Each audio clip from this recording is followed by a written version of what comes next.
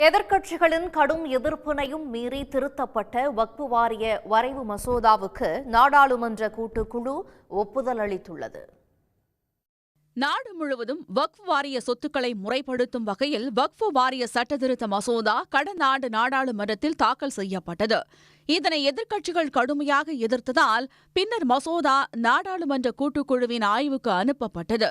பாஜக எம்பி ஜெகதாம்பிகா பால் தலைமையில் 21 மக்களவை மற்றும் 10 மாநிலங்களவை எம்பிக்கள் அடங்கிய கூட்டுக்குழு அமைக்கப்பட்டு ஆய்வுக் கூட்டங்கள் நடத்தப்பட்டு வந்தன.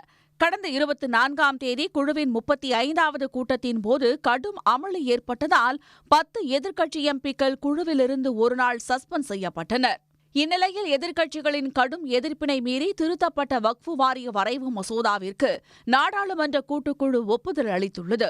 காங்கிரஸ், திமுக, திரிணாமுல் காங்கிரஸ், ஏஐஎம்ஐஎம் உள்ளிட்ட கட்சிகள் சார்பில் மசோதாவின் 44 பிரிவுகளில் முன்மொழியப்பட்ட 100க்கும் மேற்பட்ட திருத்தங்கள் நிராகரிக்கப்பட்டன. ஆனால் பாஜக எம்பிக்கள் 14 பிரிவுகளில் பரிந்துரைத்த திருத்தங்கள் அனைத்தையும் குழுவின் தலைவர் ஜெகதாம்பிகா பால் ஏற்றுக்கொண்டார். வரும் 31ஆம் தேதி தொடங்கும் நாடாளுமன்ற பட்ஜெட் கூட்டத்தொடரிலேயே திருத்தப்பட்ட வக்ஃப் வாரிய வரைவு மசோதாவை நிறைவேற்ற ஒன்றிய அரசு திட்டமிட்டுள்ளது. உடனுக்குடன் செய்திகளை தெரிந்து கொள்ள சன் நியூஸ் பெல் ஐகானை கிளிக் பண்ணுங்க.